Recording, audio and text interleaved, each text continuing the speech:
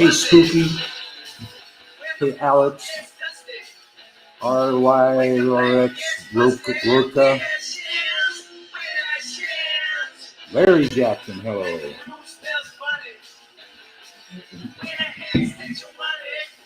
It's hot. You hot? Hello, Mocho.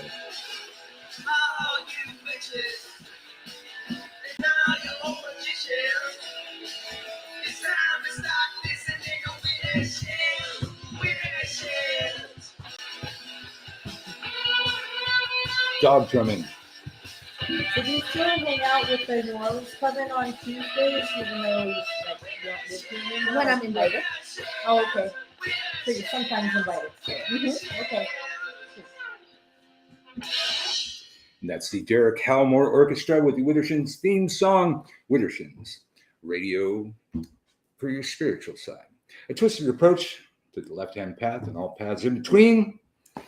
We're in the midst of our WitchCon marathon, and oh my God, we've interviewed so many people. We have so many people still to interview. We're trying to get through as many as we can. There's no way we're going to get like all 96, and not everybody's going to answer my calls anyways. But today we got Christine Stevens on, who we've never had over in the Widdershins studio before. We definitely had her on before. Tell us a little bit about yourself. Pretend we don't know each other. Okay. So I'm currently sitting here, which is a wonderful thing. A little bit about me. I have been in some type of magical practice for about 30 years. I became an Alexandrian initiate and then continued on and got my third degree.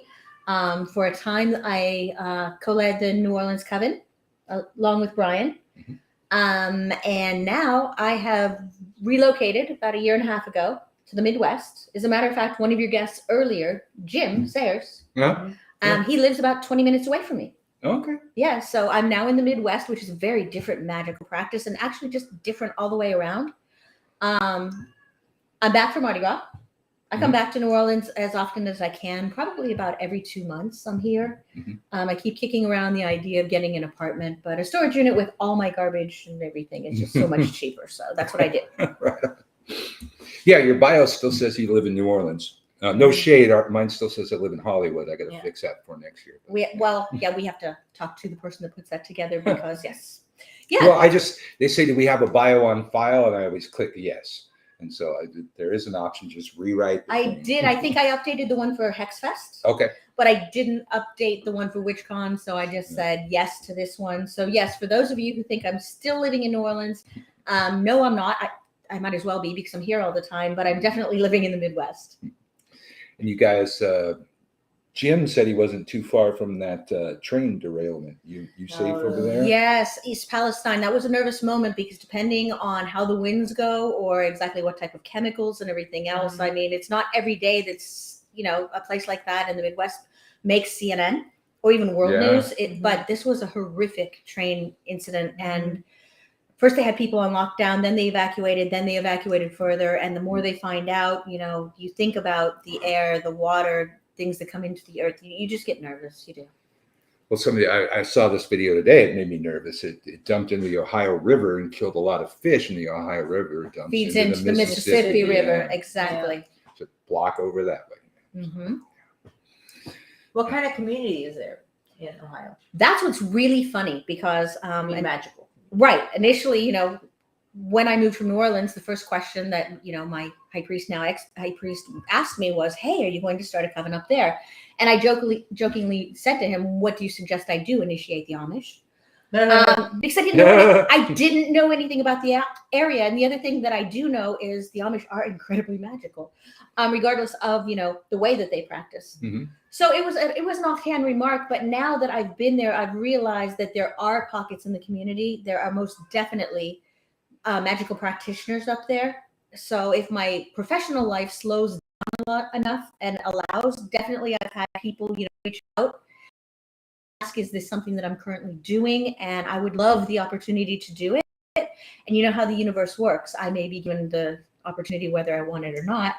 But at this moment, I'm finding out that there are metaphysical shops, there are people that practice, but because it tends to be a lot more conservative than where we are right now, things tend to be a lot more genericized. You wouldn't find people, as a matter of fact, people tell me all the time that you're like, I like your necklace. And I'm like, thank you. Because I don't go into the whys and the wheres. I will tell them, it's a piece of religious jewelry. And if they ask more than that, most definitely I explain. Well, I think last night you guys might have noticed our guests had the same necklace. That's like the Alexandrian traditions necklace, or at least your group, right? Yes, I'm Is that not all wearing Alexandrians using that? Yes, as a matter of fact, this goes all the way back to Alex and Maxine Sanders. And understanding the Alexandrian Rose Ankh, as a matter of fact, they only sell these to initiates. If you are not an Alexandrian initiate, you can't buy one. Really? Yes, there is a third degree one, and I don't usually wear it just because it is absolutely beautiful and incredibly precious and was a gift. It's gold with rubies and a diamond in the center. So it is. It's very, very beautiful. I tend to wear more silver. I always joke with Brian, and I'm like, you and Christian should come out with a platinum version. I'd be happy to wear it. I don't right. Christian's very into gold. I'm black and silver are the colors of the craft. Yeah, but we'll take platinum. I gotta do a shout out here really quick. Malaikum Salah, Eric, Tata Eric. All right, and all of you all. But he gave me a Salam Alaikum, so I gotta give him Malaikum Salah. Absolutely. Got it. And thank you for joining. Yes. Got quite a few people asking any questions yet, so that's good. Everybody's just saying hello. Great. All right, continue. What were you saying?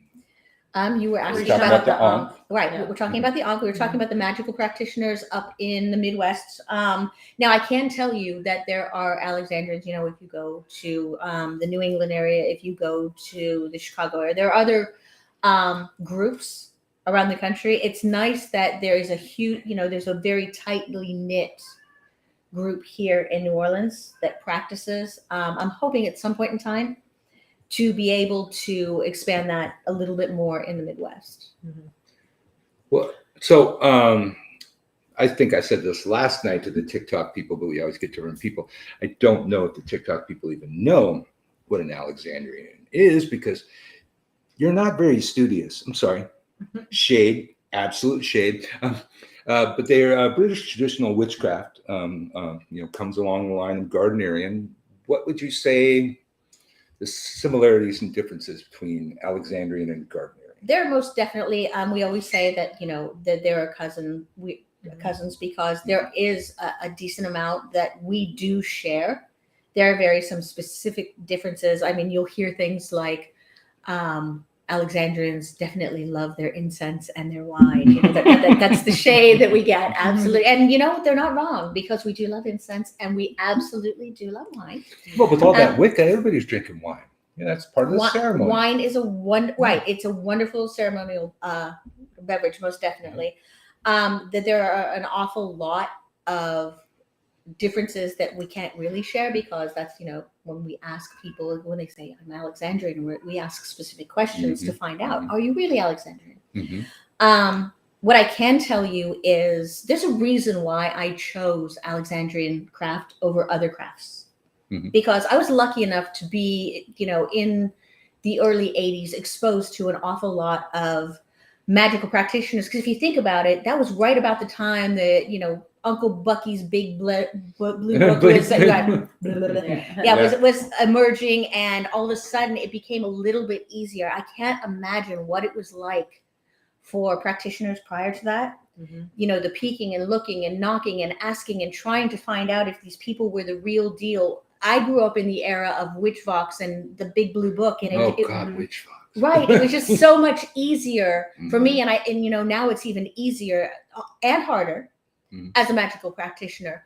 But I was invited to outer court type of things. I got to not necessarily understand as an initiate. Not all things that I was invited to were initiatory. And I just kind of went, okay, this resonates with me. This doesn't. This resonates, like anybody does when they're seeking. And Gardnerian magic was close. There were a lot of things, the study and the ritual, and there was. I have to tell you, and I can't tell you whether it was the people I was practicing with, because I wasn't really practicing. It was more of an outer court thing, or it was just I was being not allowed to experience so many things. I didn't have that click. I didn't have that zap. And to me, if you are not a magical practitioner that is leveraging your power, why? And when I met Brian, it was funny because I was like, oh, okay. And, you know, he had a couple of people over and we talked and we kind of did outer court type of stuff. It wasn't anything that was ever Alexandrian. And even then I felt that zap, that power. And I was like, wow, because I was always very happy being solitary. Mm-hmm. But when I thought about, okay, so if there are people that are like me, that can do things like me, and we do the same things together in a common goal, and I feel that zap, and it's not just flowing from me, it's flowing from all of us and through all of us, I was like, okay, this could be a thing. So I thought about it, and it was really interesting because I also went, you know, background is folk magic, herbal magic, you know, because I come from an Irish Sicilian background. We had on the Irish side people who had always practiced folk magic, and it was just a thing. You didn't even think about it. Mm-hmm. And then you also had the Sicilian side where, oh, you thought about it, and, you know, some of the women in the family practiced it, but you never talked about it and you never shared it with the Monsignor on Sunday. So, yeah, a little bit of a difference. Good Catholics on Sunday, though. Yeah, so needless to say, the library that I saw at Brian's house, I would have never been able to have anything like that in my possession. I was just like, have you been to Ellie's house? Yeah, no, I haven't. Oh my God, she's got one of those ones that needs a ladder. She needs one like she needs to put wheels on it. Yeah. It's like all the way to the ceiling. I can believe that. That is another trait that I've seen with an awful lot of Alexandrians, or at least the ones that I've dealt with in New Orleans, is the level of what we would call high magic, academic magic, things like that. The deep level of study and commitment to the craft is there, and it's palpable, and it instantly lends that credibility, I would say. But at the same time, you're also talking to people who are walking the talk. They're not just going, okay, I went and I did this thing and now I'm done and now I'm going to go do some other thing. All they do is they deepen what they're already doing. You know, I love that about New Orleans. That's why I'm never going to live anywhere else. All of the craft people that I hang out with know all the same shit. I don't have to like dumb everything down, explain it. So like, you know, I go out on TikTok, I just say some old shit that every witch knew 20 years ago. They go, oh my God, I've never heard that before. Uncle Bert, you're so wise. It's like, no, I've got a long memory, and that's all it fucking is. But like, you know, Ellie's so studious. Brian's studious. Eli, we never had him on the show. I don't think he answered it. Or Levi. What did I say? Eli. Oh, that's okay. Different tradition. Sorry, that's my tradition. Sorry. But yeah, just amazing people really know their fucking craft. And it's interesting because all of our craft stores here are part craft, part tourist. At least half and half. And they don't survive otherwise. And back in our town, that's why my shop didn't do well. So I would not do that. I had no tourist stuff. Nothing for muggles. It's like, if you weren't a practitioner, and we only had like, what, 100? What? 100 witches in town? It's like, not sustainable. Most, not sustainable. And eventually, you know, I just made all my money off the damn internet. But yeah, the level of witches in this town, not just there's so many fucking witches and practitioners in this town, but everyone I know knows their shit. There's nobody that's just, you know, dabbling or anything.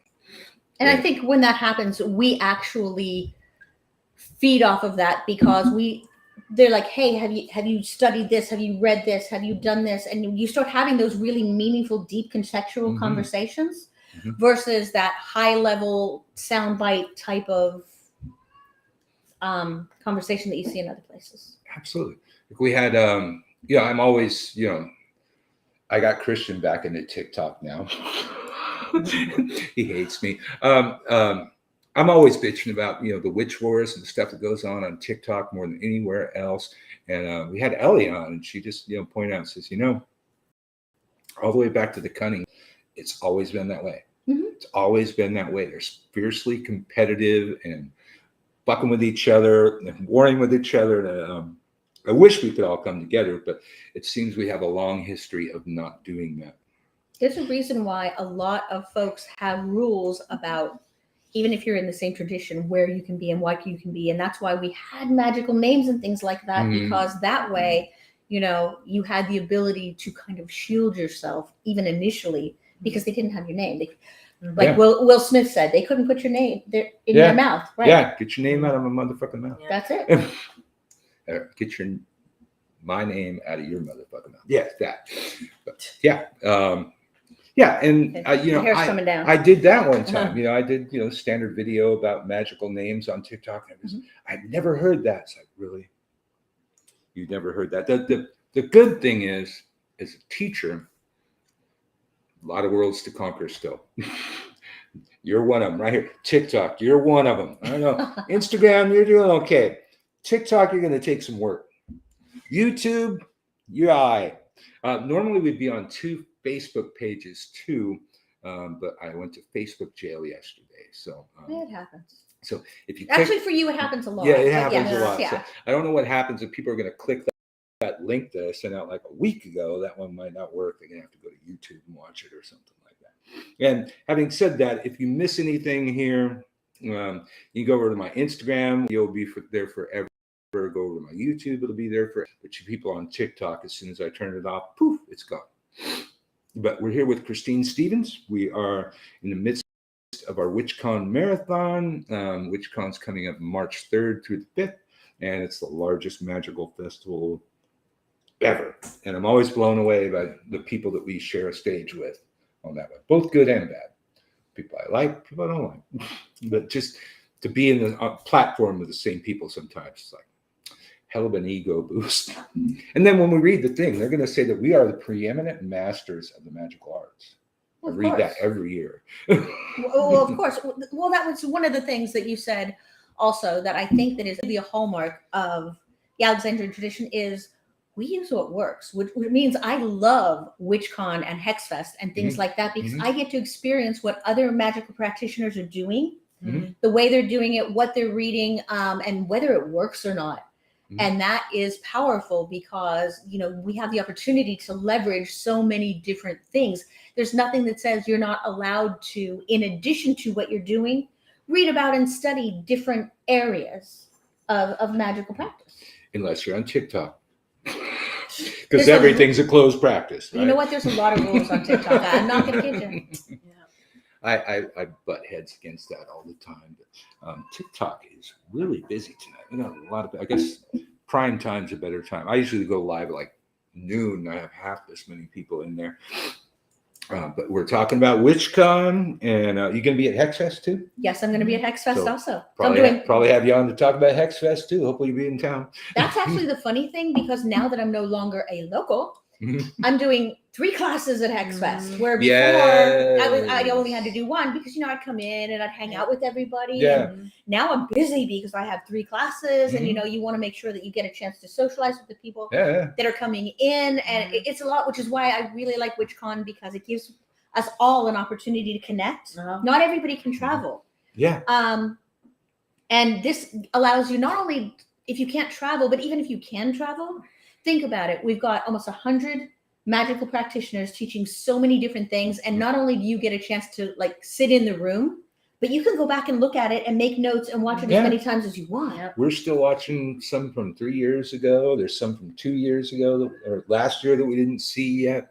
But we have access. We do it, you know, you just look it up, put it on autoplay and binge watch it on your damn TV. That's what we were doing. Plus, it allows for all the presenters to be kind of doing the same thing over a weekend. You don't have to worry about their schedule. I always hate that, like the first time, 2019 when we came to Hexfest, we were out of town.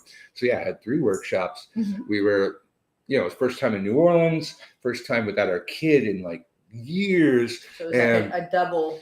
And the bars don't close. We're out partying until 4 a.m. at Potions. Like, you got a workshop at 9? Oh, no. I'm not coming to your workshop.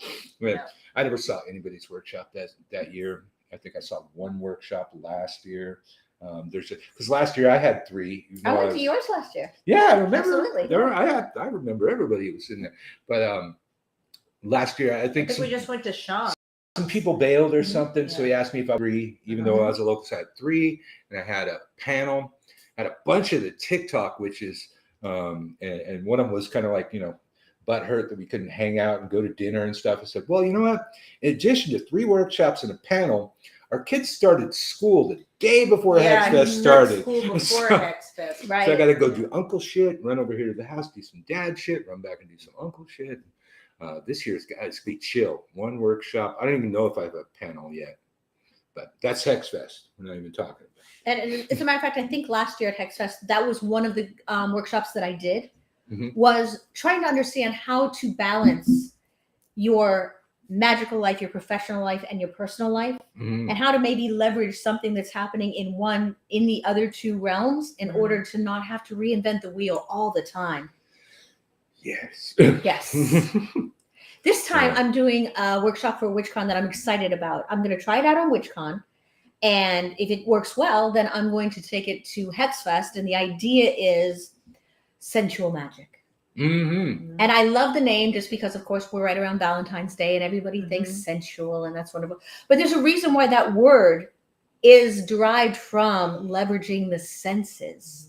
Yeah. And I want to talk to everybody about how to leverage all the senses, including that elusive 6th sense that we work with an awful lot, and how working with 1 or 2 absolutely can give your magical practice some zap. But when you intentionally add 3, 4, 5, thought through the sense, the sounds, what do you want to see? What headspace do you want to be in? If you have ritual foods or anything like that, being able, the taste, and also talking a little bit about the history of how all the way from ancient times to today, whether intentionally or accidentally, we leverage these senses and it helps us in our magical practice. So we got a couple questions and comments over here. I think that's YouTube says there's a very large community of pagans and witches in Northeast Ohio area. They're the largest in the United States. We would be amazed. You'd be amazed. Come visit. Are you presenting at WitchCon? She is, and so am I. So I'm not sure who you're asking. I should probably figure that out because we never do that. So we'll figure out a day. Have Marta interview me and pretend that she doesn't know everything about me. Because it's the only way I can think of doing it. And I can tell you that, like I explained, I'm pretty new to the Northeast Ohio area. I am absolutely interested in meeting other magical practitioners. I've met a couple.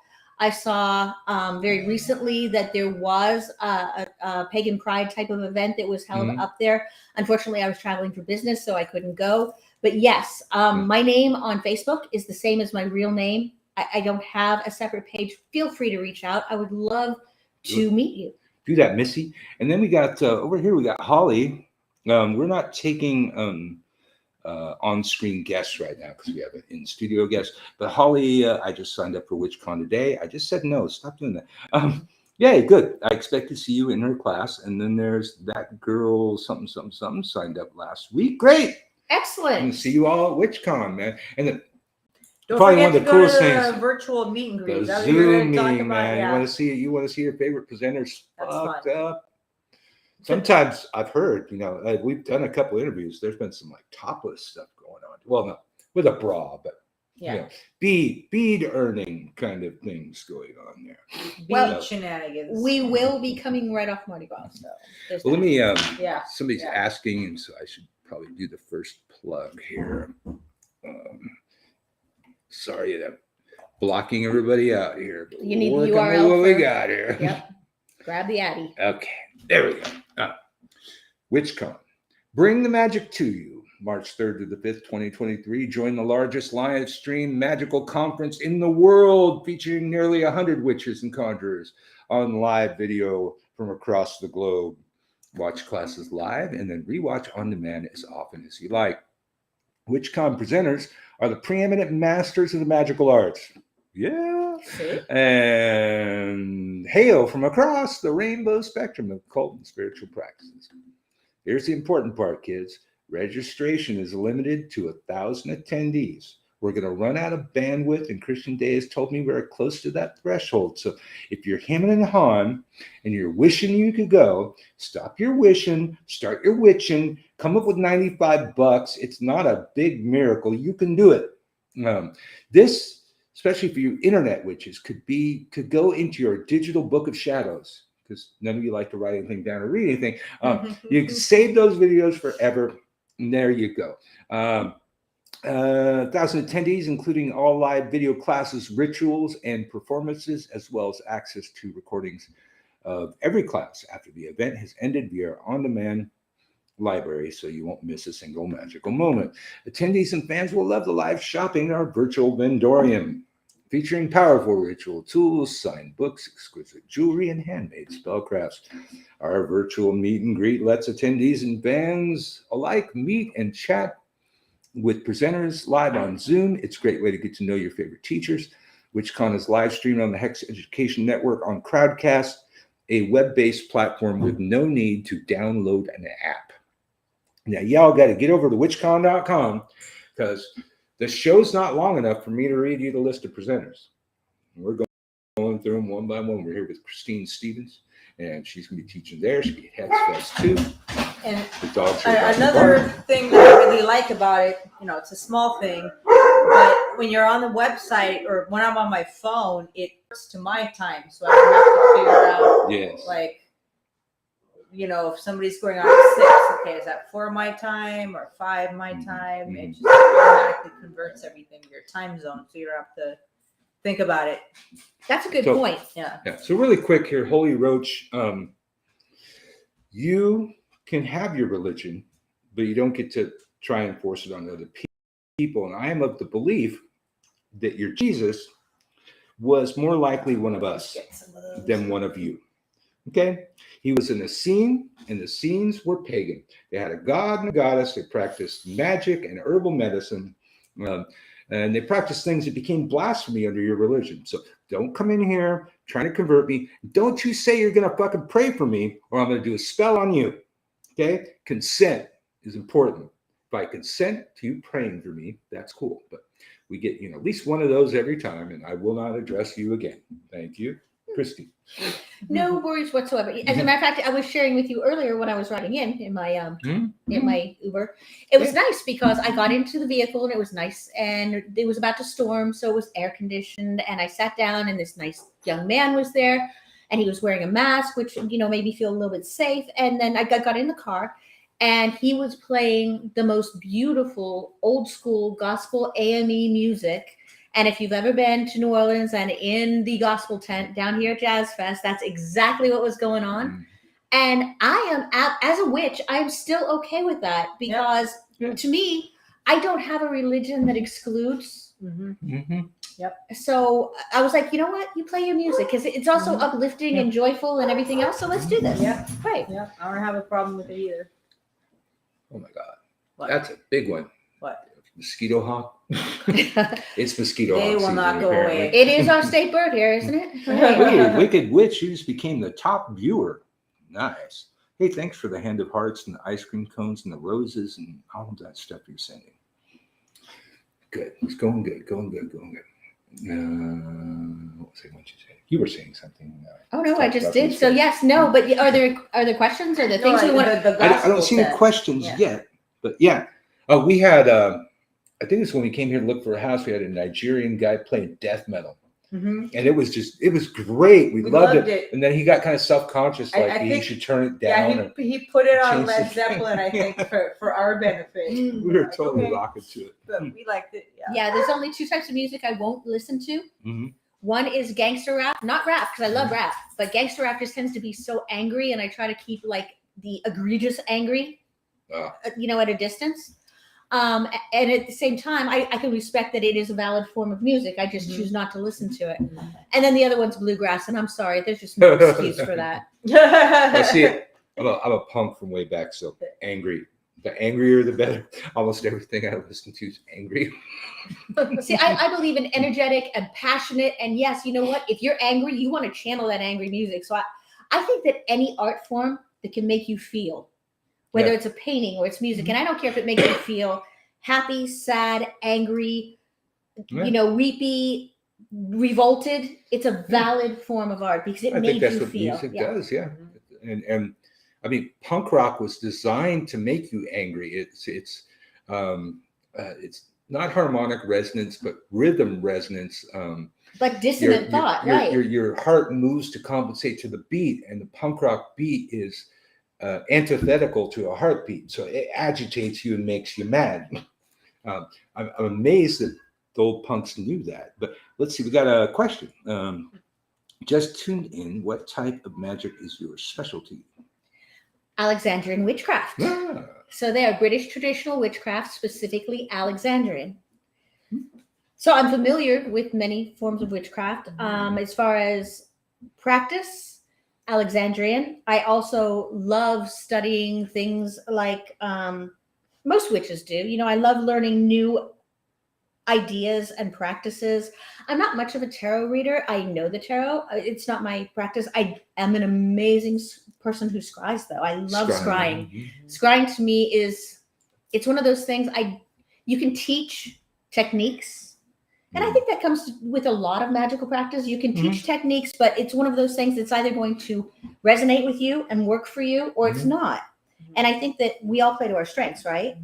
So scrying, for me, just naturally worked very, very well. And I love learning other types of divination because they may not be things that I can do, but I love learning the philosophy and the practice behind them.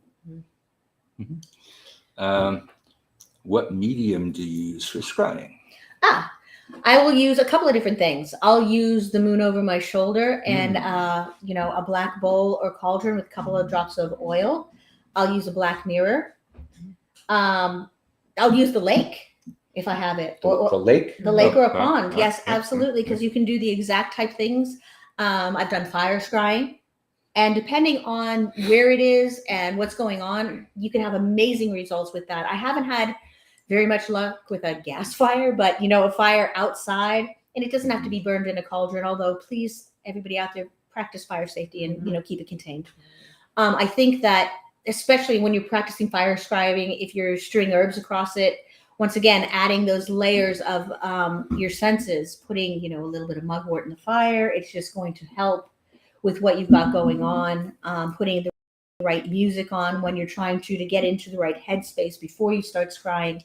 I think all of these things just help so much. Thinking of coming over from the UK for Hex Fest, looking for the best location to stay in. Any tips? What's that hotel where the presenters stay? You can stay in the French Quarter, Bourbon Orleans. Well, there's Bourbon Orleans where it happens, but then there's also a hotel where all the presenters are, and you can maybe hang out by the pool with them and stuff. That's what I did. So here's what I can tell you. If you're looking for old school New Orleans, stay at the Place d'Armes, stay at Maison du Puy, stay at the Bourbon Orleans. And by the way, if you're looking for haunted, Bourbon Orleans is definitely a good place to stay. Any places where they call the Vicaret, I mean, obviously there's a French Quarter, but there's also the old section of the French Quarter. And these areas, these places we say like Place d'Armes, Maison du Puy, Bourbon Orleans, that's back in that section. It's got the gas lamps. It's got that ambiance that if you're looking for old school New Orleans, if you're starting to watch the Mayfairs, you're going to feel an awful lot of that. If you're looking for something that is inexpensive and yet accessible to where you're wanting to go, you want to stay no farther out, probably than Esplanade, and no farther out on this side than what we call the end of the Central Business District. So past Lafayette Square gets a little bit difficult if you're walking. Now, if you're taking an Uber, everything's accessible from here. The entire time that I lived here, I never had an automobile. I never needed one. I would walk. I would take the ferry because I lived in Algiers Point, which is literally, if you've never been there, please go if you come to New Orleans, because it's 2 blocks is where I lived on the other side of the river. So I'd walk 2 blocks. I'd take a 5-minute ferry ride, which is beautiful. And you can get some of the best pictures of New Orleans from the water that you will never get standing on the sidewalk in the French Quarter. And then once you get there, there's streetcars, there's jazzy passes where you can buy a day or 3-day pass and get around very easy. Uber and Lyft and taxis are all in the city. Very, very easy. Please don't drive into the city. There's zero reason to rent a car at the airport. Just don't do it. Don't do it. And Hexfest starts with a riverboat ritual and a tour up and down the Mississippi. So get great views on that one too. And you're hanging out with a bunch of witches. It's always epic, that part. And you get to hear Christian sing. You hear Christian Day sing. And Brian Belly Dance. And you see Brian Belly Dance. Last year he did like some, he was like ice. I think. It was Really, it was Yeah. very, very Egyptian, and it was beautiful. Yeah, I really enjoyed it. I hope everybody else did too. Plus, the food on the riverboat is really good. Oh my God. Yeah, pretty much every New Orleans cuisine you would want to eat except crawfish, because it's not crawfish season. They have it. They actually had it etouffee, I believe, but they used the frozen tails. Right. So, Oh, okay. Yeah. we had jambalaya, we had bread Yeah. pudding, we had all the things. What other questions? Oh, look, I'm just closing some windows here. Somebody says I live by Lake Erie and use the lake all the time. Excellent. Please reach out to me. I am new to Ohio. I'm not too far from Cleveland. I'm not too far from Pittsburgh. I'm close to Akron. I think I'm close to Columbus. Even Detroit, from what I understand, is not too far away. I would love to be more involved in the community, and I just don't know too many people up there. So please feel free to reach out to me personally. Pull her in, man. Her spelling and the name's right up there. And it's that Stevens spelling? with a PH. Yes. Stevens, Christine Stevens on Facebook. Find her out there. You're on any other platforms? Yes, you can find me on Instagram. Alright. You can find me on Am I Facebook. following you on Instagram? I don't know. Do you follow me on Instagram? I don't know. I'm kind of new to Instagram. I only got like 300 followers or some shit. And that's the thing, because I'm one of those people that I don't have separate accounts. Although I do tend to keep, my professional life professional. And everything else. I've got one account. I don't have a separate page, so it's easy to find me. Google me. I'm there. Okay. I always say that. Google me, bitch.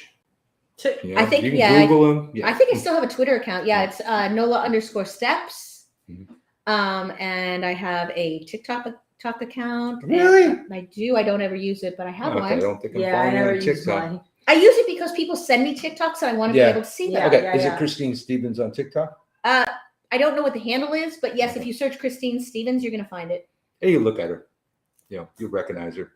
Yeah. Let's see if we have any more no questions yet. So Christine with a CH, Right. Stevens with Yes. a PH. Just remember the H's. That's a good way to say it. Yeah. When people ask me about my name and how to remember it, I was always like, Christine, like the car, not as fast, twice as dangerous. You're not going to forget it now. Yeah.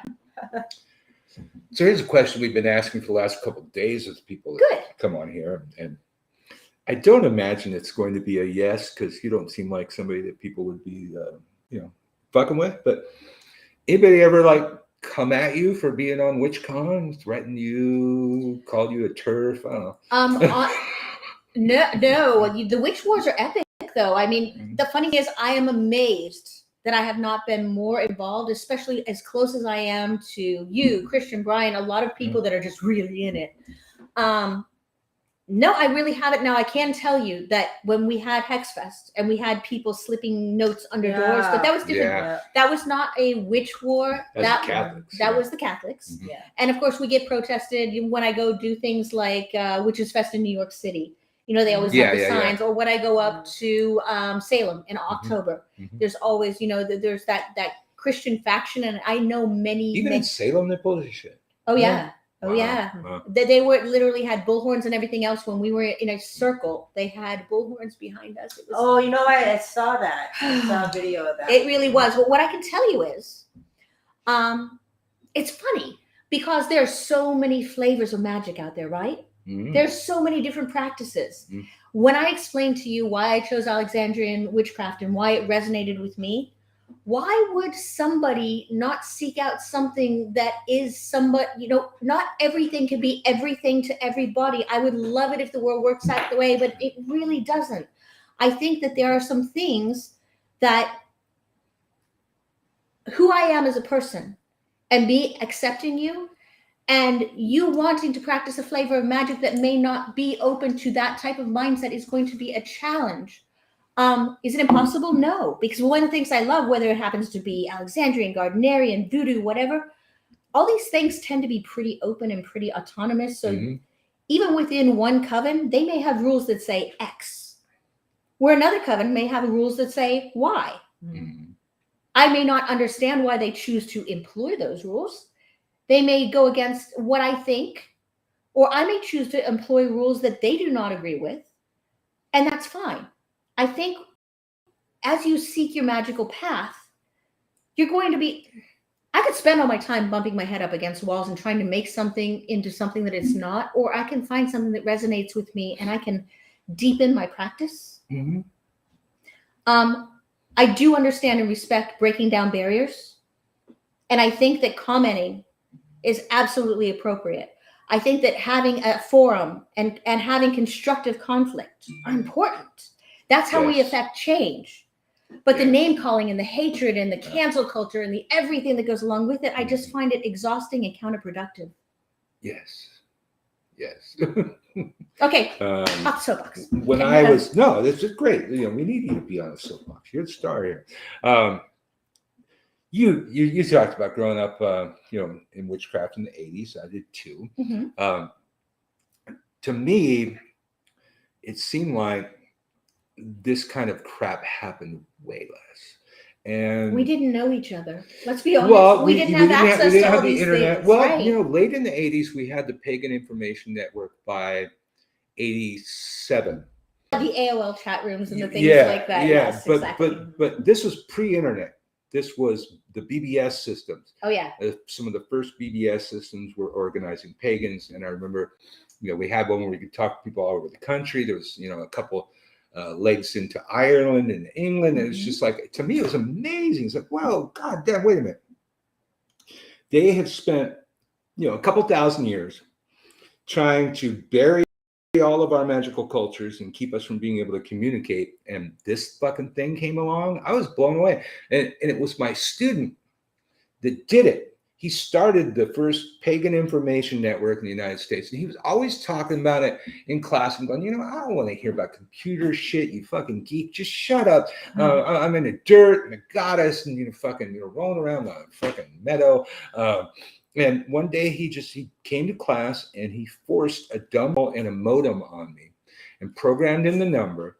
And it says, "You need to see what I have done, teacher." And I go, fucking whatever. And I fucking did the thing. It's like, whoa.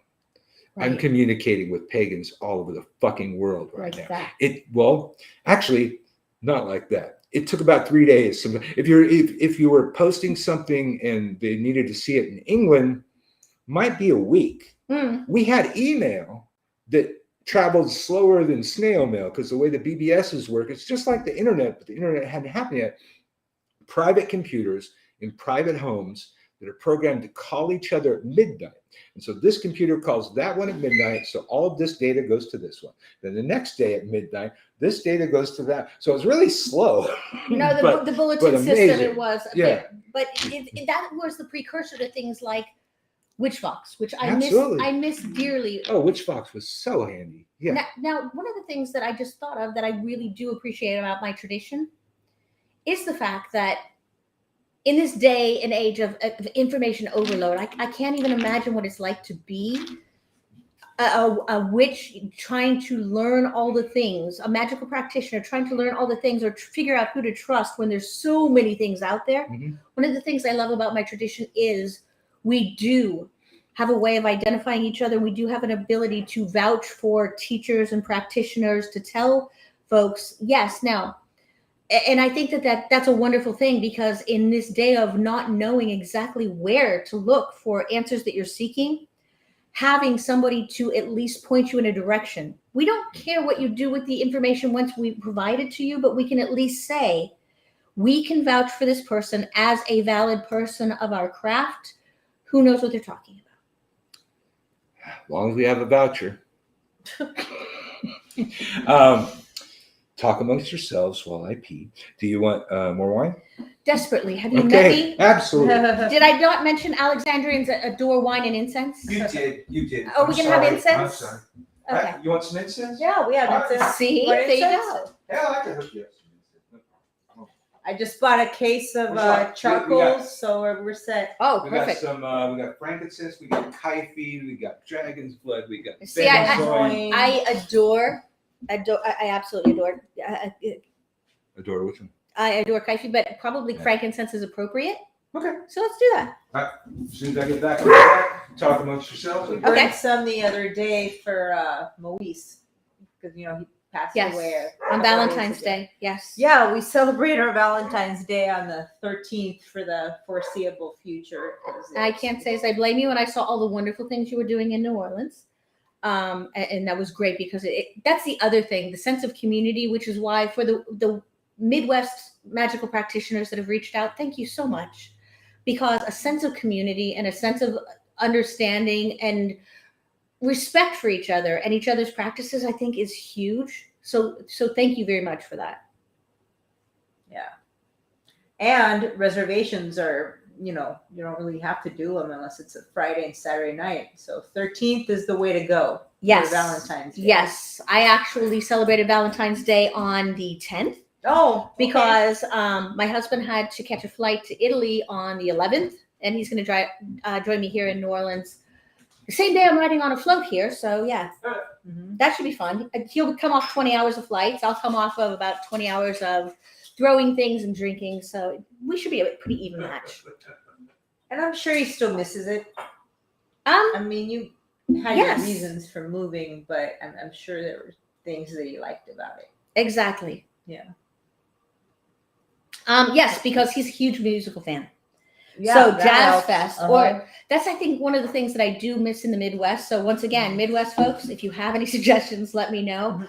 I love live music, and short of going to concerts at Blossom or the place in Pittsburgh that I can't remember the name, but it was wonderful. I saw the cult there, and it was great.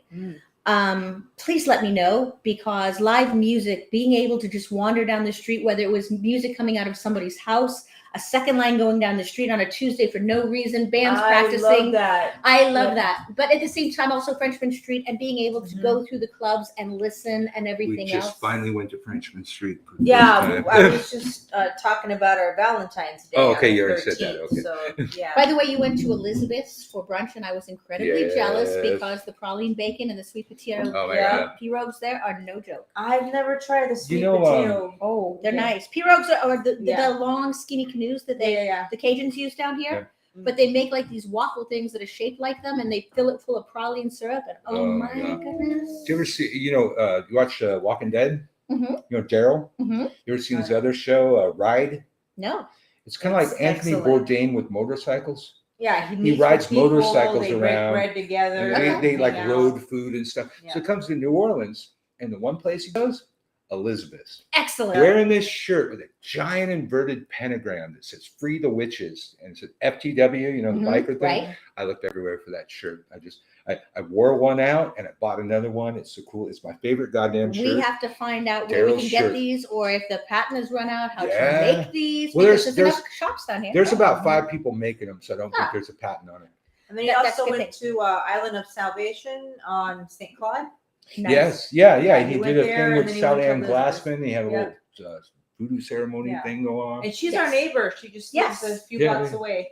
Yes, you actually live in a wonderful place for culture in New Orleans, because whether it's Amzie Adams and everybody else, or Bywater Bakery, or all the things that happen here, it's really an interesting place. It's one of the reasons why I also chose Algiers Point when I was here, was because it was the center of hoodoo, and I didn't know a whole lot about hoodoo or anything else. So I was like, I want to learn, I want to feel this. So here, And I wanted to be close to the river to practice, to be honest. Blue Ash Jazz Festival in Ohio. Okay, is Blue Ash is near beautiful. Cincinnati. I worked in Cincinnati Okay. for a year, so I know this. Mhm. I didn't know they had a jazz festival. I will look it up. Thank you. All right, cool. Oh, I missed a lot of stuff. I'd love to visit NOLA. Well, get busy, man. Hexfest is in August.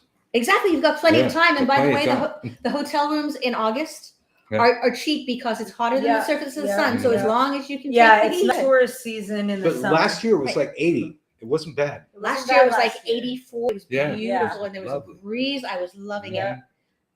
And we didn't have any tornadoes last year. We don't I mean- have a lot of tornadoes. It's more hurricanes. I mean, I'm sorry, I meant I meant hurricanes. hurricanes. Okay, Yeah, so- we didn't have any. Tornadoes. So let me tell Yeah. you about hurricanes versus tornadoes. I really love hurricanes, not just the cocktail, but the storm. Because although they are incredibly destructive, they also give you 3 days notice to get out of the way. This whole Yeah. thing of I'm going to play a siren and I have 45 seconds to run to my basement, I'm not okay with. And I know. earthquakes Yeah. are the same way. Well, they There's tell us no that when we warning. get the tornado warnings, they tell us to get in your basement. It's like, Who's got a basement? Yeah, What are you that's talking kind of about? weird. We can't have a basement here because there's Yeah. 3 feet below us, but that's so that when the water rises, it can run under our houses. That's all. Yeah. Let's see. I have never been to Salem. I imagine you have. Yes. Many. Yes. Yeah, many times. We're talking to Christine Stevens. We're in the midst of our WitchCon marathon, where we're trying to interview as many of the presenters as we can, and we will not even scratch the surface. So, if wherever format you're on, follow, because I don't even know our schedule. Like today we had 2. We had one Jim Sayers at 1. We had Christine at 5:30. Some days we have a couple a day. I think this weekend, unless we already have something pre-scheduled, we got to take off because it's Mardi Gras and the kids off from school. And we have gotta a get 'em couple out to people for after parades Mardi and Gras stuff. for that reason. Yes, yes. So we're going to have Um, our little Mardi Gras break during the middle of our marathon here. Well, let's see if I'm missing anything else. I'm very active on TikTok. All right, nobody's saying anything. The YouTube people just kind of watch. They don't say a whole lot. Well, that's what YouTube's for, right? What? Yeah. I remember I've been on probably about 15 years ago. I had a 13-year-old student in one of my classes. He took about 3 classes out of 5 of the intro class, and somebody told me he's out on YouTube teaching witchcraft. I go, really? Give me the address. I went and watched, and this kid absorbed everything I said in the 3 days that he attended class. He had turned it into his own way of saying it. He was doing a great job. I told him that he was doing a great job, and he goes, "You should do that." I go, "What?" He goes, "Teach witchcraft on YouTube." I go, "Oh, no. That's against the rules. You can't do that. It's against the rules." I'm going, "Well, fuck. I am the last high priest in my tradition, and I'm really the one that sets the fucking rules at this point." So I felt really old when I said that. So I made that first video about 5 minutes later. And now it's turned into TikTok and everywhere else. So I guess it was prophetic. This is the way the world's going. And we will probably have more pandemics and more lockdowns, and we'll be glad that we learned how to communicate, hang out with each other digitally and stuff like that. So I have to ask, Hmm. you're talking about hanging out digitally. Mm-hmm. How connected personally do you feel that we are by communicating digitally versus more in person, especially in the magical community? Well, it's definitely, it's better in person, but there's just so many people that you're never going to run into. Like what they had, not Lori Bruno, the official witch of Salem. Fuck. Lori Cabot? Lori Cabot was at a WitchCon. Lori Cabot doesn't go anywhere. Yeah. She's not coming to Hexfest. It's not going to happen. She's too damn old. Well, that's why WitchCon is fantastic, because the presenters, we can do things like that, right? Yeah, but then, we've had you on before, and you've been a good guest, but today you're an epic guest. You're very animated and passionate. You got a lot to say. We don't have to come up with a bunch of questions to ask you, and keep the conversation rolling. I definitely prefer in person. People here in the house as opposed to this way. Yeah, I think there's benefits to both. Meaning, if you're going to do a presentation, and it's limited interaction, I think that digitally is actually great, because not only that, the person who's watching it can go back and they can take notes, or they can figure things out. Whereas when you were trying to do this, and I felt the same way on the other end of the conversation when you were trying to interview me, and we weren't looking at each other. It was strictly audio and it was digital. I felt it wasn't as comfortable as we are now. Well, here's a question. Oh my. Okay. Oh, wait, who's that? Well, first, who is that gorgeous woman? Well, we got Christine Stevens. Then we got Aunt Marta. No, they're talking about Christine. Yeah, well, yeah, they're both on the screen. Wait. Yeah. Oh wait, now I lost this damn question. What are your thoughts about God, etc.? Wow. That's a big okay. question. Small question, huh? Yeah. So God, absolutely, I believe in God. I also believe in Goddess, because these are the tenets of the religion that I practice. And it's actually one of the reasons that I sought out the religion that I practice, because I grew up. I mean, Sicilian and Irish. Come on, you're going to be Catholic. That's how that just works. Yeah. And I was, and I liked a lot of the things. Obviously, I liked the incense. I liked the ritual. I liked a lot of the things that I still have in my practice today, but I felt like it was missing, because when I looked around at nature and people and everything else, Mhm. I saw balance. And in the religion that my parents and my parents' parents practices, I didn't feel that balance. So I knew there had to be something more. Shut, dog. So I'm hoping that answers the question. Yeah. Well, it's a big question. Let's see. There was something. I'm a student. I'm old. I have a hard time keeping up. Yeah, I feel you. Rosemary can be your friend, definitely. Just pretty much comments. You know what? I goddess? do that. I Mhm. rub rosemary oil on my Yeah. temples when I'm trying to focus, and I find it to be incredibly. I had I took a ham radio test. I had to be tested on Morse code. And back then, I was a cop at that time, so I had a mustache, of course. So I took a rosemary essential oil and just dressed my mustache with it. And every inhale, memory came coming on. I probably somewhere in my long-term memory still remember Morse code, but I passed the test. That was the point of the thing. I'm sure it's still in there. So who is the god and goddess? Wow, there's a big question. You So TikTok people, nice job. Absolutely. What I can tell you is I revere the god and goddess of the witches, specifically, the god and goddess that I work with. Now, the nice thing is we also understand there are many aspects of the god. There are many aspects of the goddess. Much like if you look around at us or at nature, there are many aspects of each. I mean, you see people at all stages of their life, and they act differently and they think differently and they personify different aspects. And I think that this is very important. So if you are working with a pagan god and goddess, I'm not going to say, no, you shouldn't work with Mars, or no, you shouldn't work with Set, or no, you should only practice this particular pantheon or that type of thing, because that's not who I am. But I do believe in the god of death and resurrection. I do believe in the goddess of life and birth and rebirth. So, you Alexandrian people, You do you have Alexandrian a name people. for the god and goddess that you don't share in public? I mean, not Of like course the we do. secret name of the god and goddess, but you all, because I've noticed that none of the Alexandrians have said specifically a name. So you guys keep your names private. Well, much like we would keep our magical names private, exactly. Yeah. And I mean, that's so much less But do than the your sacred name of gods the have god. like a public name and private name? I think you can find them in most books that you see. Okay. Yes, you will find it much like outer court names, public personal names, and inner court magical names. Mm-hmm. The name that I use in magic is only known to the coven that I worked with, Mm-hmm. and that's pretty much it. Or any high priesthood who I chose to share it with. Otherwise, no. Mm-hmm. People are saying they love it. Thank you both. Well, Marta's Oh, off excellent. screen, so thank you. She's- too. yeah, Say hi. Yeah. See? We normally do this outside, but it's supposed to be like a storm coming Yeah. and maybe a Here, tornado. I'll- We don't know. Slide over. Squish over. There you go. You're definitely on that camera, partially on that camera. I'm on this camera. There we go.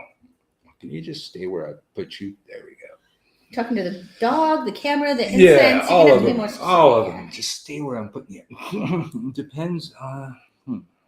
So questions? I'm not Comments? sure. It looks like people are talking back and forth. Oh, here, I know this can be a good because she, in her bio, it specifically mentions the dark goddess. Dark feminine, light feminine, dark masculine, light masculine. Thoughts? Yes. I think that, once again, when I talk about the god and the goddess, I talk about them and all their aspects. Think about Persephone. Mm. Persephone has dark and light aspects. Mm-hmm. I mean, and if you think of many goddesses, you're going to think of dark. Kali. Exactly. Kali is probably one of the most misunderstood goddesses. Obviously, when I'm teaching a dark goddess class, I'm going to be focusing on her dark aspects.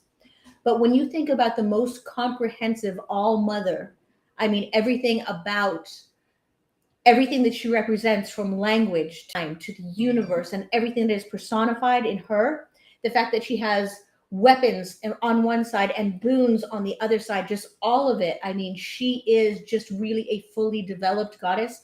I don't work with Kali, but I absolutely teach about Kali, because I think that this is very important. I don't think that, much like our magical practice, we should limit ourselves to just dark, just light. Now, I do teach workshops on the dark gods, the dark goddesses, but I also understand that these archetypes that I'm working with, they also have light aspects. Much like, if you think about it, think about Bacchus.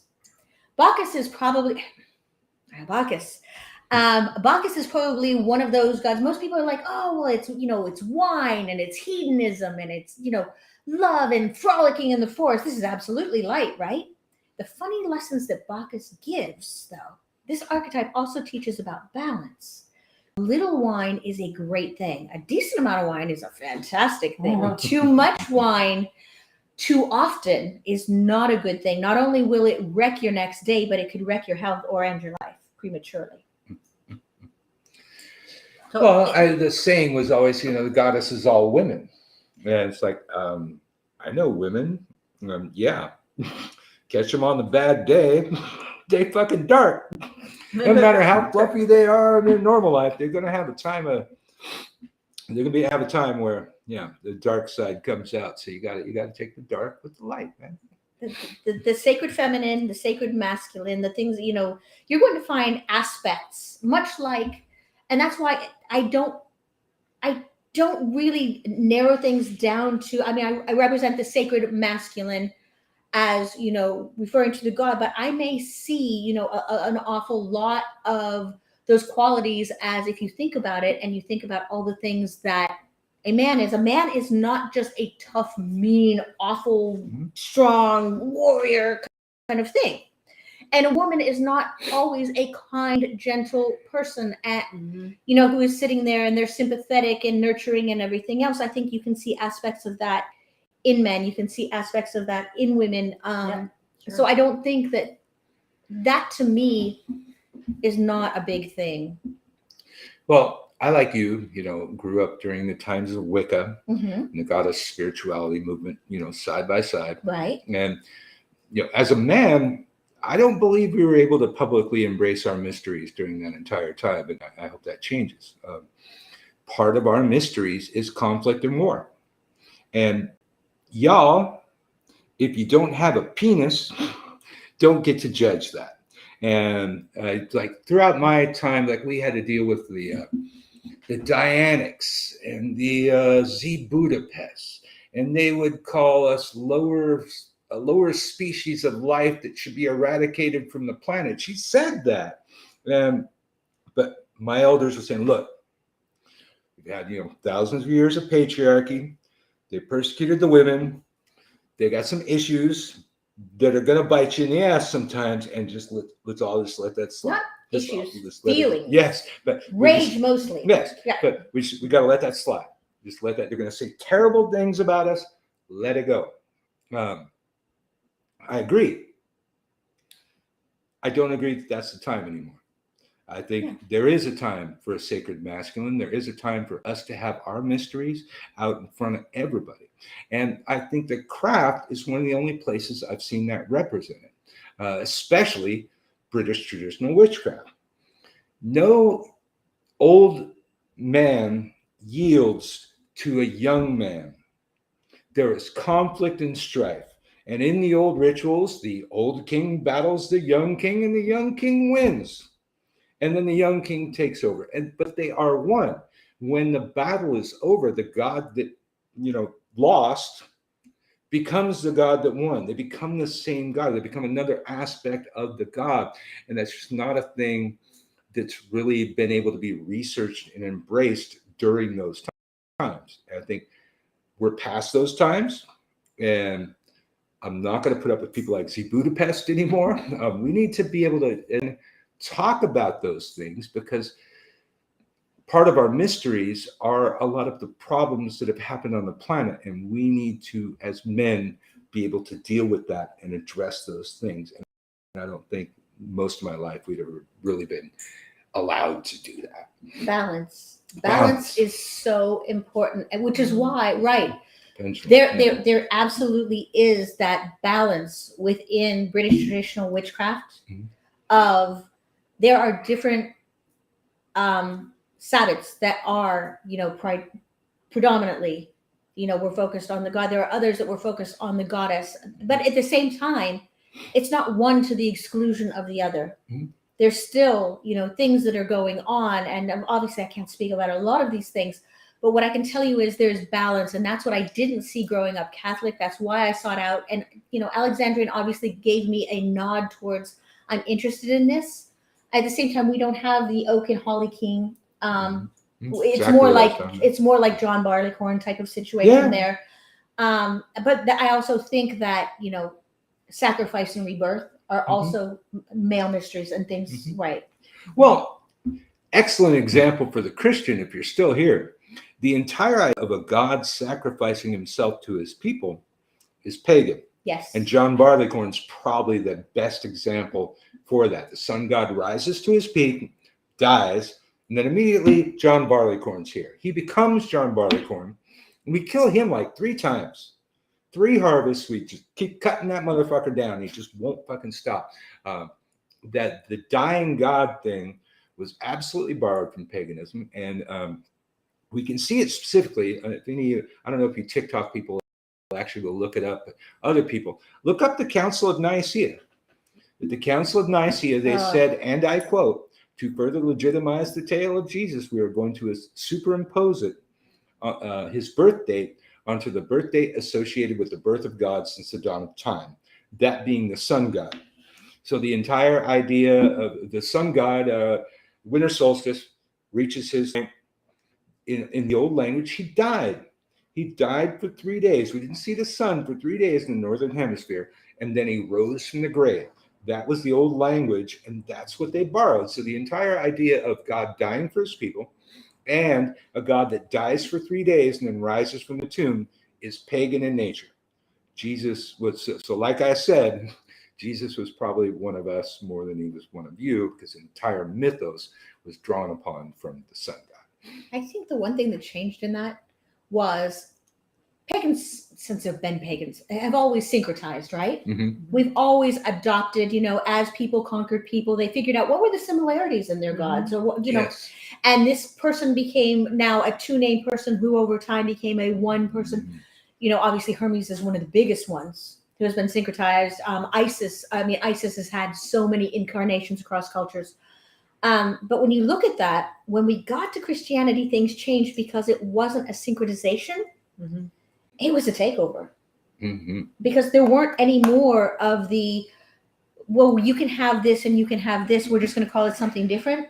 It was, you can't have any. It was the ultimate cultural appropriation. Yeah. Yeah. So all y'all bitching about that on TikTok, man, take that to the Christians. Yeah, I just saw a protest the church was in here. There's this woman, and she's protesting a church in New Orleans. Yeah. She is like so consistent with that. So if you're in New Orleans, follow Protest the Church and go out there Sunday and help her protest the Catholic Church, because it's way too early for me to get up. Yeah, I have to say, that's... So tell us a little bit about your workshop. About my workshop, about sensual magic. Yes. Mm-hmm. Sensual magic is something that I believe in because I use it and it works. Anytime you're doing any type of magic, and you don't have to be a British traditional witch, you can be any type of magical practitioner. You're probably leveraging a couple of different things. Think about everything that we do. If we sit down to a nice plate of food, first we might smell it cooking.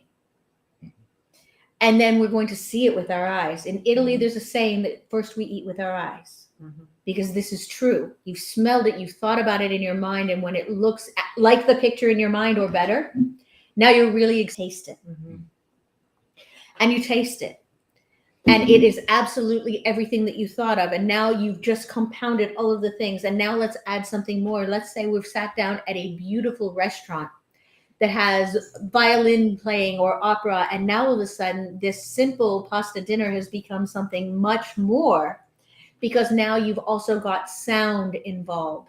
So you've done sight, and you've done taste, and you've done sound, and you just keep adding those layers. Magic is very much the same way. When we practice magic, I know one of the things that, most people know that Alexandrians burn incense. Some will say copious amounts of incense. I'm not going to dissuade them of that thought.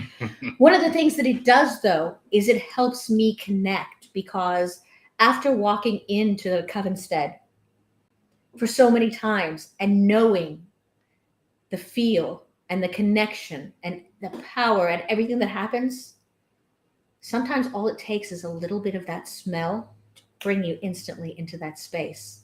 Now you're where you need to be, and you are focused, and you haven't even walked in the door yet.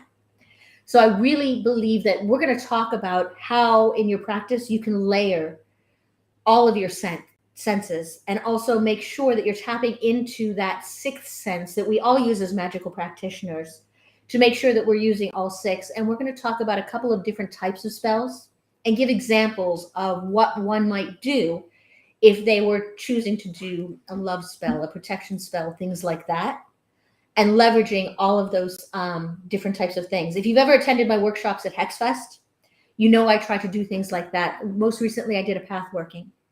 When I do a path working, behind where I am, I have scent warmers. I can't use candles because, it's a hotel and they have rules against things like that. But I do have scent warmers so that it smells a certain way. I will play music. I use a certain timbre of my voice. And by the way, magical voice is critical to getting what you want when you try to manifest. It's critical in Russian and Ukrainian magic too. That's a big tool, is the voice. Well, yeah. It's huge in Celtic magic also. If you've ever talked to any of the people that are part of Obad, you will know that voice is a thing. I remember Marty was listening to a recording of an invocation in Russian, and I was listening to the lilt and the tones. Yeah. I knew exactly what they were doing and exactly what part of it. And I don't speak Russian, maybe 3-4 words, but it's just Enough to get you into big trouble. there's a tone. there's a proper tone, and you know it when you hear it. Yes, my ritual voice is not my speaking voice. I will tell you that right now. Absolutely not. Jenny Love, how are you? Eric Clements, how the hell are you? Long time. It's like a student of mine from 40 years ago, dude. Wow. 30 at least. Oh my God. Hey, how are you? Let's see. There was kind of a question. A new God or goddess comes to you in the astral realm. Are they wanting to open a relation? Oh, if the goddess comes to you in an astral realm, are they trying, God or goddess, are they trying to open a relationship? You know what? I wouldn't say they're necessarily trying to open a relationship, but I wouldn't What I would say is seek further clarification, investigate, learn more about why. Okay, first of all, what does this god or goddess represent in their dark and light aspects? What's going on in your life? Does this make sense? Is this something, because sometimes it can be, in the inner planes, things reaching out, and other times it can simply be that your subconscious is manifesting things like this because your subconscious brain is trying to send you a message. So I try to say, okay, what's going on in my life? What aspect of that god or goddess presented itself to me on the inner planes? What was the request? What was the warning? What was the context of that message? And then I'd really dig deeper. Maybe I'd do some meditation. I'd really do some inner planes work to find out, is this something that they're wanting, is to build this type of relationship? And if it is, most definitely do your homework. When I do classes on the dark gods or the dark goddesses, one of the things I absolutely tell them is, this is like meeting somebody for a first date. You just don't go randomly knock on somebody's door and go, hey, it's me, you want to go out? You don't. You make sure that you present yourself in your best possible light. You learn more about them and their hobbies and their likes and their dislikes and their favorite foods. You come with a present, whether it's flowers or candy or, whatever.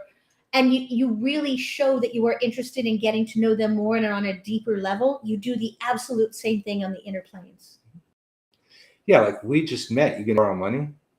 You know, so many people think that. It's like I always tell them, it's like you want to work with that god or goddess for a long time Mm-hmm. for asking for shit. You bring them offerings and you sit and you listen before you ever ask for it. And in standard witchcraft, and I would imagine that is picked up in British traditional witchcraft too. So we're doing the work. It's like, you know, in my system, it's like the only time I get to ask for divine intervention is on the full moon. You know, it's a full moon thing. I don't ask the god and goddess to fix shit all the time. They've given me the tools for that. We absolutely do have times and places where we do work or we don't do work. You know, there are times in the year where we may not do things for ourselves or do things for ourselves, where there may be times where we do things for others, where there may be times we really don't do anything at all. But the one thing we always do is we always revere the god and the goddess. And you know what? I'm looking so Italian on this video because I'm, you know, the hands. But yes, I know. I'm going, wow. I'm actually trying to keep mine off the screen over here. I'm here with them. Absolutely. But yes, our first job is, you know, to make sure that we are doing the work. We are revering the god and the goddess because, to your point, you just don't show up once a week and ask for things, or once a month and ask for things. We used to meet once a week because an awful lot of what we did, we were a training coven, and there still is a huge training coven here. Ellie and Brian run it, and it's absolutely wonderful. And the purpose of a training coven is to train initiates on practice and growth. And it's a wonderful experience, and you get an opportunity to learn. But the one thing that you absolutely learn and practice all the time is that reverence of the god and the goddess. So he said that Italian woman is beautiful. Aww. Well, back in Santa Cruz, I ended up, because somebody else dropped the ball, I ended up performing the full moon ritual for 13 years. And so I would go and I do it, and it's all done with music and a guitar and none of the classical stuff. Although I did, I traced onto the it did the same words, but without magical tools. And for 13 years on the full moon, I didn't ask for shit. So on the 14th year, where I wasn't doing that, went to the full moon, I asked for some shit. Oh my God, did I get that shit? Oh my God. So there's also saving. Save it up. Don't be begging mom and dad for toys all the time. Wait a long time for one really good toy. Ask them to get you that for Christmas. It works out a lot better than asking for something every goddamn month. Well, I would also say be very careful of what you ask for, because especially in your circumstances, which I know, because you get to ask for the thing. You don't get to control how it's given to you. No. Yeah. Because once that ball's set in motion, they're like, oh, that's in your way. Here, let me help you with that. Yeah. Oh yeah. Well, you were talking. I always have to be really careful with my wording, so it's not. It's like making deals with the Fae, right? Well, exactly. we were talking before about high priest and high priestess, and how they leave. They go somewhere else. Like that was encoded into my tradition. Once I reached high priest, I was supposed to go somewhere else ahead of time. I agreed to this as priest. When I reached here, I would go do the goddess's bidding. That's an oath. Don't make oaths lightly, because then it happened. And the calling happened. And I said, oh, fuck, really? Now? Dude, I'm a cop. I tried really hard to get in here and change the system from the inside. And, I got this whole career. And she goes, oh, hi. Is that a problem? I'll fix that for you, baby. Boom, blew that fucking thing up. I go, well, fuck, I'm married. My wife just got out of medical school. She's not going to want to fucking go anywhere. I go, oh, well, I'll take care of that for you too, baby. Blew that fucking thing up. So when it came the third time to make an excuse, I said, no. I do not want to be bitch slapped by the goddess the third time. I'll go. And that, took me to Santa Cruz, then Marta. That ultimately leads me here. Here we are, still serving the fucking crap. So it's if you make those oaths, do it or don't make the fucking oaths. Don't make any oaths lightly. Just because you're working with a god or a goddess, you don't have to like oath your life away to them. That's later. If you're in an organized system, priests and priestesses, yeah, that's probably going to come up. That's kind of goes with the territory. But a lot of some of these kids out here on TikTok are marrying gods and goddesses, and some of them marrying demons. Like after less than a year of practice, and we tell them. Sounds like a dangerous adventure. Yes. We tell them not to do it, but as a father, I know they ain't going to listen. You kids know everything, but it's my job to say it anyway. So when you fuck around and find out, you get to hear my ominous voice in your head going, I told you so. But yeah, that's a big thing, or at least was a couple months ago. People like marrying gods and goddesses. It's like, you haven't even worked with them yet, and now you're going to marry them. Now you're like with them for life. Okay, cool. Well, we're here with Christine Stevens. We've been talking about WitchCon. We'll go a little bit longer, and then we're all going to like eat and drink stuff. We've been talking for we're already Parades are rolling. An hour. Right. Yeah. The only thing I ever asked Hecate is protection and guidance. Now that's probably good. I would say that that's two things that you would definitely want to ask. Mm-hmm. Given her realm and her span of control, I would say most definitely. And once again, when you're asking things of a triform goddess, you're also working with one or more aspects of that, and just recognize that. Right, it's the same person who can offer protection can offer justice. Mm-hmm. The biggest advice I always give when working with Hecate is if you're asking for justice, make sure that you're not part of the problem, because that justice will be meted out and you may get your fair share. Mm-hmm. Yeah. And I think Christine was saying it before, you got to research the likes and dislikes of what you're working with. But 9 times out of 10, if you're working with a goddess, flowers, chocolate, wine, it's like a date. Okay, those things are going to tend to work. And most things you work with want alcohol. Your spirits, your ancestors, they all want tobacco too. Tobacco, sweets, alcohol. I love that Saint Expedite. Saint Expedite. Loves Sara Lee pound cake. I mean, and that's a funny He thing. loves Sara Lee pound cake. Yes. I didn't know that one. Yes, and this is something. So I can tell you a story about our friend. Bye, Eric. What I can tell you is when I first got here to New Orleans, I kept finding sunglasses with the one lens out.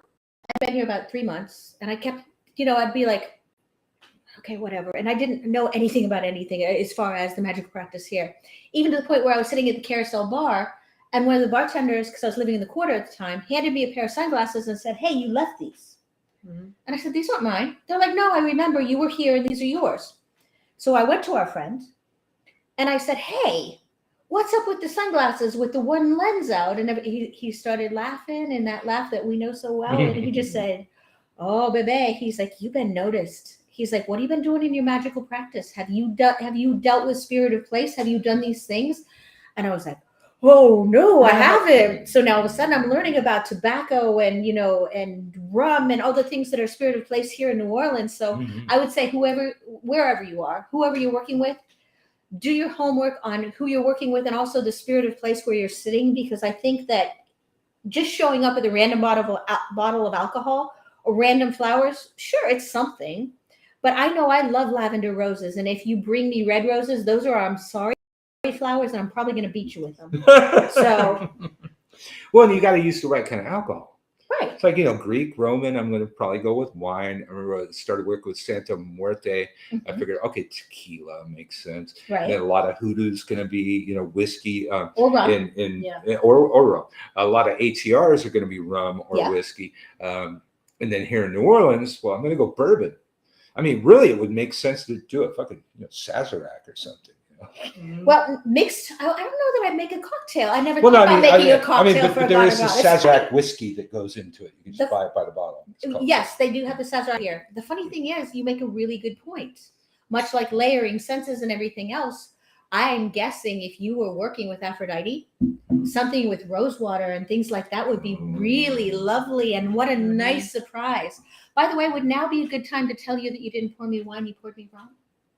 I was How the just fuck did I was one? I no, kept I was looking that. at the color. I'm like, Do you that want looks some, like bourbon lemonade or in it? something. I'm actually fine. I've been sipping it very How the- slow. I thought Damn, it was. I'm I thought not it was fucked up. dark. I Yeah. don't know So- how I did that. Yeah. I mean. We- Yeah, I kept looking at him and going, well, maybe I Now, got the funny thing rosé. She is- did mention rosé, so maybe I No, got you some. didn't get rosé. Yeah, so for Very those good. of you who know me when I'm not, in my magical craft, I also do an awful lot of pirate things. So it's not that rum is Okay. unheard of, so Yeah.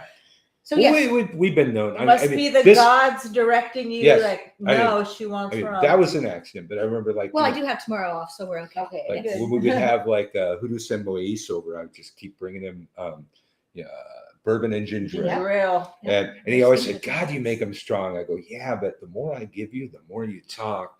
And he told us so much stuff about voodoo that he probably wasn't supposed to tell us.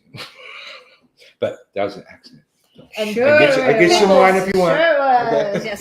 No. Yeah, I've had like 2-3 steps and it's delicious rum. It's my favorite kind. I looked Oh. at that and go, why is that different? I was gonna say something. I was How gonna did say I that looks do like that? bourbon or something. Well, I waited till the very end of the show because I was afraid you were going to take it away. Okay. Yeah, we should probably go pretty soon here. We should probably plug WitchCon one more time and see if you got any websites or stuff to tell us in a minute. Let's see. I don't. You will find me Okay. on WitchCon. You'll find me at HexFest. And of course, like I mentioned, you'll find me on Facebook as me. So if you're looking for me to reach out to comment, complain, ask advice, do any of those types of things, tell me all the cool things going on in the pagan community in the Midwest. I'm in Ohio, for those of you who hadn't heard.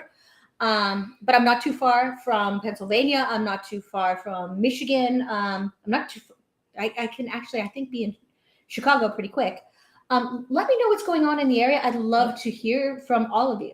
And I have a little story. Christine is really great. Shortly after we moved here, there was a hurricane coming up, and I texted her, I'm like, I'm scared. What do I do? It was her first hurricane, and you were just so great. You gave me my thank phone you. number and just all these tips and everything, and I felt like I was really taken care of. So Well, thank you. I can vouch for And that. that was scary, our personally. first hurricane. We were freaking out. We were totally freaking out. Okay. So bring the magic to you.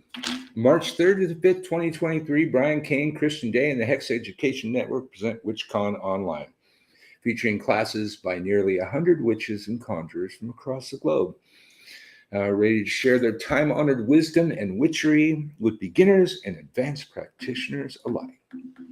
WitchCon Online presenters are the preeminent masters of the magical art and hail from across the rainbow spectrum of occult and spiritual practices.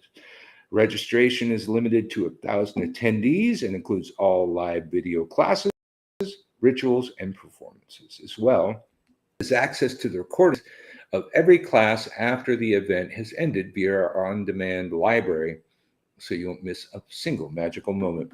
Attendees and fans will love the live shopping in our virtual vendorium, featuring powerful ritual tools, signed books, exquisite jewelry, and handmade spellcrafts. Our virtual greet and meet lets attendees and fans alike chat with presenters live on Zoom. It's a great way to get to know your favorite teachers. WitchCon Online is streamed on the Hex Education Network, on Crowdcast, a web-based platform with no need to download an app. So get over there to witchcon.com. Time is running out. And if you miss it, you're going to be bummed out. And Uncle Birch is going to repeatedly say, I told you so, I told you so, I told you so. It's epic. It's $95, people. If you are a human and home at $95, you really need to get witching. Make that shit happen. It's like $1 a class. Yeah, it's like $1 a class, man. And the nice thing is, you get to watch the classes over and over again. Forever. Right. Yeah. You can watch them all at once and just Mhm. stream for an entire weekend. But then Binge you it. can go back to the ones that you like and you can take notes, or you could figure out whether you want to reach out to that particular Mhm. practitioner.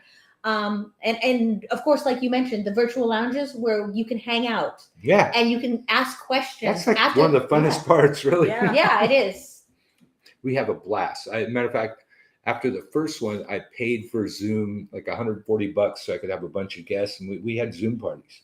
Excellent. You know, for Yeah, a like couple with weeks in a COVID, we row. had Yeah, Zoom Thanksgiving, yeah, Zoom New Year's Eve. Yeah. You know, a bunch of Yeah. people joined us, and it was great. it was great. So get out there to WitchCon, see Christine, see me. Eventually, yeah, we have to figure out, have Marta interview me because I'm one of the presenters, and we've never That's done gonna that. be weird. That is gonna be weird, but you'll fake it well.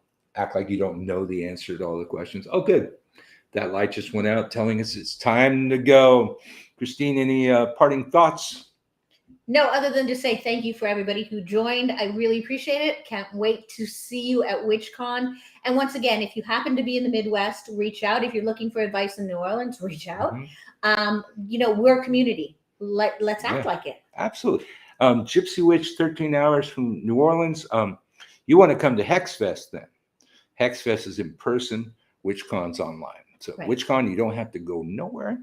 HexFest is going to be in August. Once we get done covering WitchCon, we'll probably cover HexFest.